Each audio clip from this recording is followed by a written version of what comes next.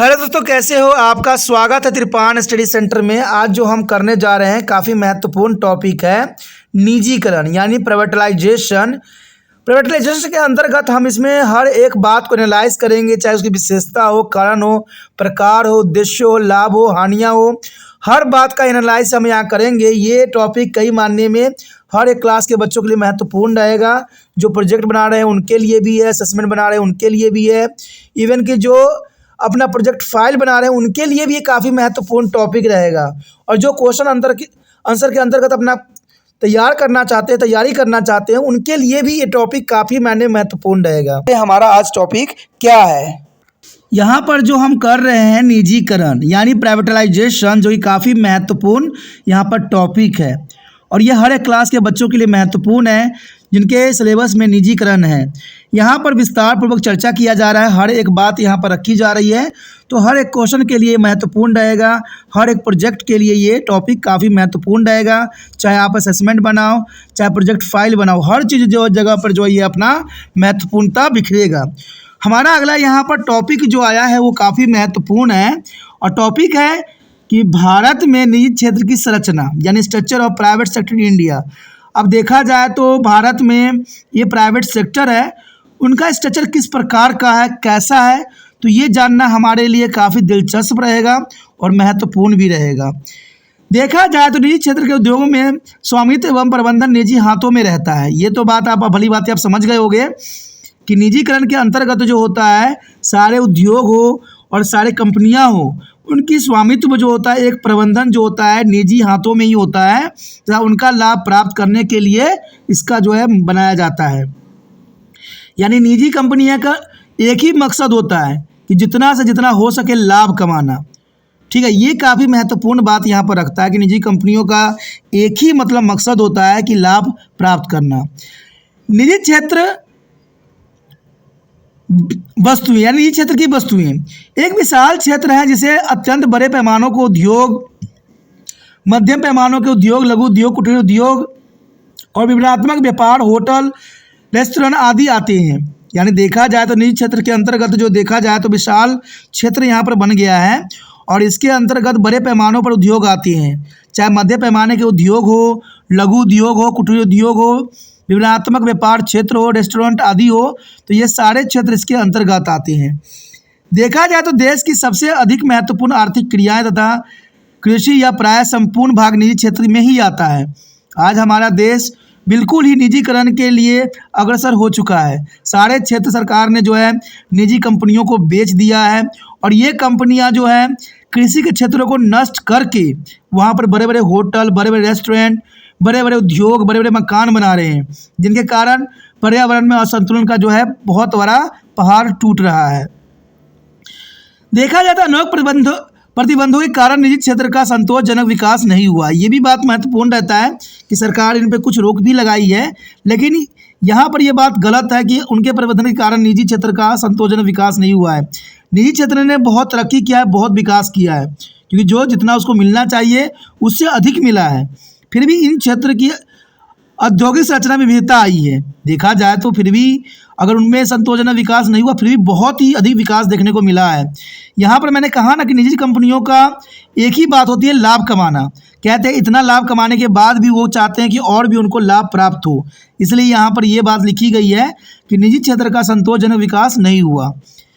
देखा जाए तो कॉर्पोरेट औद्योगिक क्षेत्र कार्य सक्षम रहा है और सार्वजनिक क्षेत्र की तुलना में यह क्षेत्र अधिक कार्य कुशल रहा है और इसका बहुत बड़ा कारण इन क्षेत्र की विशेषताएं थी और ये विशेषताएं यहाँ पर दी गई है। तो इन विशेषताओं को जो है प्रकाश डालने की कोशिश करते हैं। चलिए देखते हैं इनकी क्या विशेषता हो सकती है।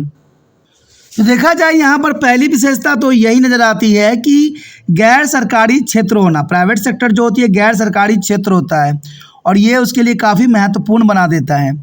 दूसरी बात अगर हम देखें तो संपत्तियों पर निजी स्वामित्व होना। जितने भी संपत्ति होती है उस पर निजी स्वामित्व होता है, यानी निजी कंपनियां निजी लाभ के लिए हर तरह से संभव रहता है। उसके पश्चात देखें तो मुख्य उद्देश्य अधिकतम लाभ कमाना ही इसका दायित्व रहता है। निजी कंपनियां एक ही मकसद से चलाई जाती है कि जितना हो सके इनको लाभ मिले, चाहे देश को बर्बाद भी करना क्यों ना पड़ जाए, और ये महत्वपूर्ण बात है। अब इसका एग्जाम्पल मैं बता सकता हूँ कि इनका एक ही काम होता है लाभ कमाना। आपको पता ही होगा कि हमारे देश में 5G लॉन्च की गई है, और आपको शायद ये भी पता होगा कि आने वाला भविष्य में 5G का बहुत ही कुप्रभाव होगा। आप यहाँ खुश तो इसलिए हो रहे होंगे कि आपका नेट बहुत फास्ट चलेगा, लेकिन दोस्तों कितना फास्ट चाहिए आपको? रेल की स्पीड चाहिए। कहते हैं सफिशेंट स्पीड भी काफ़ी महत्वपूर्ण था हमारे लिए, लेकिन 5G लाने से आप तो 5G के जो है सपनों में खो गए हो, लेकिन जो जीव जंतु मर रहे हैं, जो जीव जंतु को इफेक्ट पड़ रहा है, सरकार ने कभी एनालाइज नहीं किया, ना बड़े बड़े कंपनियों ने किया।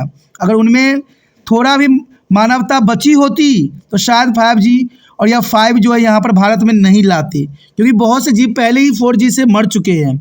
और ये हमारी सरकारी आंकड़ा बताता है। सरकारी आंकड़ा में साफ लिखी गई है कि ये जो नेटवर्क होती है वो बहुत ही पक्षियों के लिए जो चिंता का विषय बनता है, और कई फिल्मों में इस बात को भी दर्शाई गई है। लेकिन देखा जाए तो हम 5G को ला तो दिए हैं और हम 6G की आप बात कर रहे हैं, तो इसका मतलब है आप कितने जी लाते रहिएगा। आपको पता होगा कि हम तक जो रे पहुंचती है वो एक तरह का मैग्नेट रे होती है, और इस मैग्नेट रे से जो है पक्षियां टकराती है तो उनका मानसिक संतुलन बिगड़ जाता है, जिनके कारण ये किसी भी चीज़ से टकरा के उनकी मृत्यु हो जाती है। और ये बात इंसान पे भी इसका इफेक्ट उतना ही पड़ता है। आने वाला समय में देखिए जो बच्चे जन्म लेंगे उनमें बहुत ही तरह के विकार होंगे, और ये सच्चाई है, आप इसे मुंह नहीं मोड़ सकते। आप तो आज 5G में सो रहे हो, आप 5G में खो रखे हो, लेकिन जब आप पे ये संकट आएगा तब समझ में आएगा कि 5G सरकार ने बहुत बड़ी जो है गलती कर दी है, और आप 6G की जो बात किया जा रहा है वो भी भविष्य में बहुत बड़ा खतरनाक हो सकता है, क्योंकि ये सारे पैराबैलिक विकिरणें निकलती है, इसमें से मैग्नेट रे निकलती है, और मैग्नेट रे हर किसी के लिए जो है खतरा का सबब बन सकता है। तभी तो आज के समय में लोग कुछ बात ना कहो पहले ही भड़क जाती हैं, क्योंकि उनमें काफ़ी जो है इसका अवसर देखने को मिला है। आज बंदे देखिए सुबह से शाम तक मोबाइल में ही लगे रहते हैं, तो ये काफ़ी इफेक्ट है, और निजी कंपनियों को इससे लाभ मिलती है। निजी कंपनियां जब इनके सर्वेक्षण होते हैं, सर्वे होते हैं, सरकार की तरफ सर्वे करवाई जाती है, तो इनकी जो है फ्रीक्वेंसी कम कर देती हैं। कई फिल्मों में भी आपने ऐसा देखा होगा, और ऐसा वास्तविकता में भी होता है कि कंपनी जो है अपने अपने सिमों को चलाने के लिए, अपने अपने कंपनी को चलाने के लिए ये रेट को काफ़ी बढ़ा देती हैं, और जब इनकी चेकअप होता है तो वो रेंज जो है नॉर्मल रेंज कर देती हैं। तो आज सब एक दूसरे को धोखा दे रहे हैं, और सरकार को भी पता है इस बात का कि ऐसा होता है, लेकिन सरकार इस बात पे कभी भी जोर नहीं देती, सूद नहीं लेती।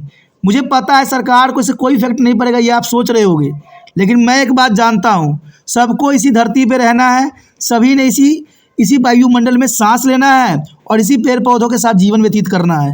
आप कहते हैं जैसा बोओगे वैसा ही पाओगे। बड़े बड़े कंपनियां सोच रही होगी कि मैं एसी में रहता हूँ, लेकिन कभी ना कभी उनको वायुमंडल में आना ही पड़ेगा, और जब वायुमंडल अपना प्रभाव दिखाएगा तब उनको समझ में आएगा कि हमने कितनी बड़ी गलती कर दी है, क्योंकि जीवन से महत्वपूर्ण दुनिया में कोई भी चीज़ नहीं होती है, और ये बात हर एक व्यक्ति को समझना चाहिए। मैंने बात देखा है कि 5G जब लाया गया तो भारत के एक नागरिक का भी आवाज़ नहीं उठा, जो बहुत बड़ी चिंता का विषय बन रहा है। क्या भारत के लोग इतने समझदार हैं ही नहीं, इसका 5G का असर ही नहीं देख रहे हैं कि निजी कंपनियां अपने लाभ के लिए इस तरह के हरकंडे अपना रही है, और भारत के एक भी व्यक्ति, एक भी संस्था का आवाज़ यहाँ नहीं उठा। ये तो बहुत बड़ी बात यहाँ पर आती है कि हमारे देश संवेदनशीलता की तरफ जा रही है, कि जैसा लोग दिखा रहे हैं वैसा ही हम कर रहे हैं। आगे देखिए, आर्थिक स्वतंत्रता प्राप्त करना। अब जर्नल सी बात है, निजीकरण होगी, निजी क्षेत्र बनेंगे तो उनका आर्थिक स्वतंत्रता पूरी तरह से प्राप्त हो जाएगी। राज्य द्वारा हस्तक्षेप किया जाना, तो ये भी महत्वपूर्ण बात होता है कि राज्य भी, अगर बड़े बड़े कंपनियों में अच्छा मुनाफा हो रहा है तो राज्य भी उस मुनाफा का जो है हकदार बन जाता है, और ये भी काफ़ी महत्वपूर्ण बात रखता है। धन एवं शक्ति के केंद्रीकरण होना, ये भी बहुत महत्वपूर्ण बात है कि आज सारे धन है और शक्ति जो है सारे प्राइवेट में ही चले गए हैं। आज सरकार भी प्राइवेट के ही बातों पे चल रही है। इसका एग्जाम्पल आपको कई क्षेत्रों में देखने को मिला होगा। जब भारत में नोटबंदी की गई थी तो बड़े बड़े कंपनियों ने एक नया कंपनी खोला, अपने लोगों को बड़े कार दिए, घर दिए। तो इसका क्या अर्थ था कि इन्होंने अपने ब्लैक मनी जो थे उनको इन्होंने अच्छे कामों में लगा दिए। और इससे भी बड़ी बात थी कि सरकार को जब ये बात पता थी, और सरकार के सिवा किसी को भी पता नहीं थी, आम व्यक्ति को भी पता नहीं था कि नोटबंदी होने वाला है, तो ये बड़े बड़े कंपनियों को कैसे पता चल गया कि नोटबंदी होने वाला है? तो आप यहाँ समझ सकते हो कि आधा सरकारी छोटी जो वो है ये इंडस्ट्री चला रही है, उनको कोई भी भारत सरकार करने वाली होती है उनको पहले ही पता लग जाता है और ये सारे जो है अपने हाथ साफ कर लेते हैं। और ये बहुत आने वाला समय में बहुत बड़ा सबब बन सकता है। और ये बात आपको भी समझ में होगा कि बड़े बड़े कंपनियां इस समय यही चालपूसी में थे और भारत सरकार भी इसी में थी। जब मंत्रियों को पैसे जब जाने लगे तो इन्होंने क्या किया, सारे के सारे जो है संसद के बाहर काले पट्टी बांध के खड़े हो गए, लेकिन एक भी इंडस्ट्री वाले लोग जो है काले पट्टी बांध करके बाहर खड़ा नहीं हुआ। तो इससे क्या पता चलता है कि यहाँ पर सब एक ही थाली के चट्टे बट्टे हैं।